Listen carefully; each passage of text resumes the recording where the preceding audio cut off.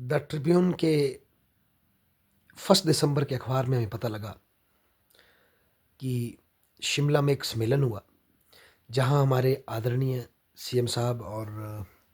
Education minister भी थे, जिसमें पूरे हिमाचल से गणमान्य प्रिंसिपल साहब को बुलाया गया और चर्चा हुई किस तरह से कॉलेज की शिक्षा में सुधार और इम्प्रूवमेंट की जाएगी, किस तरह से लाइब्रेरियों का जाल बिछाया जाएगा। इस तरह की बातें बहुत अच्छी अच्छी हुई। मैं भी उच्च शिक्षा में 10 साल के अपने छोटे से अनुभव से छोटा मुँह बड़ी बात तो नहीं करूँगा, पर छोटी सी बात रखना चाहता हूँ। जो कई डिमांडें इसमें आई सभी बहुत अच्छी है, पर एक बात मुझे मैं केंद्रित करना चाहता हूँ, वो है बीएड कोर्सेज़ की कॉलेज में। मैं ये बताना चाहता हूँ कि पूरे हिमाचल के कुछ बड़े कॉलेजेस में, कुछ जिसमें से एक कुल्लू महाविद्यालय भी है, एजुकेशन का विषय चल रहा है कई सालों से,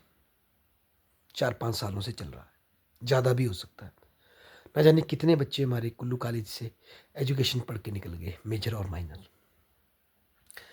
और उनको शायद बाद में अगर बीएड करनी पड़ी होगी तो डिग्री के स्तर पर या कोई और राहत के स्तर पे उन्हें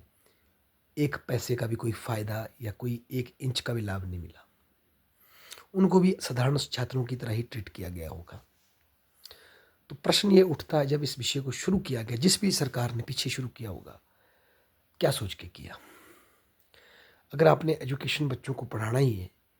तो 3 साल की साधना के बाद वो बच्चे कहीं स्कूल में जाकर के पढ़ाने लायक तो हों, कि उसके लिए फिर से उन्हें 2 ढाई लाख रुपए खर्च के 3 लाख खर्च के फिर से बीएड के उसमें फँस के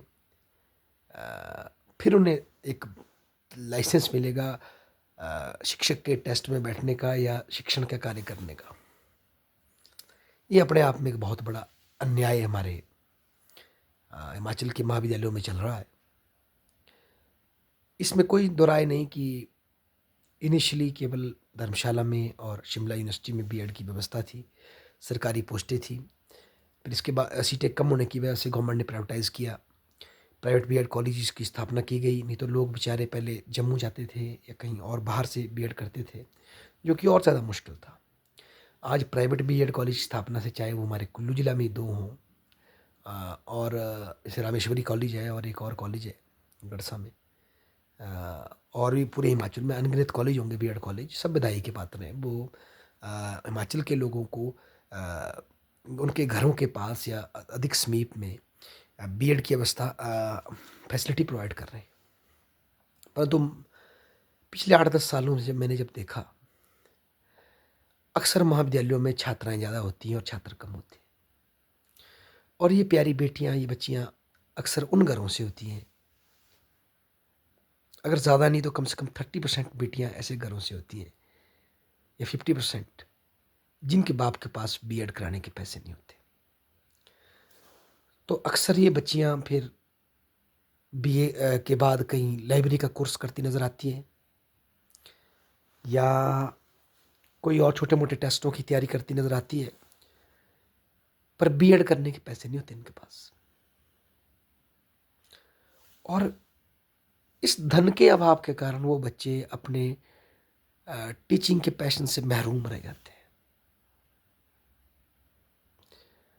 या उनके पास एक ही ऑप्शन बचती है, वो नेट सेट क्वालिफाई करें, तब कभी जाकर के कॉलेज में पढ़ा सकते हैं। यदि एजुकेशन विषय शुरू किया गया है और जो बच्चे एजुकेशन विषय को 3 साल पढ़ते हैं, उनको अगर उनकी शिक्षा को बीएड का इक्विवेलेंट माना जाए,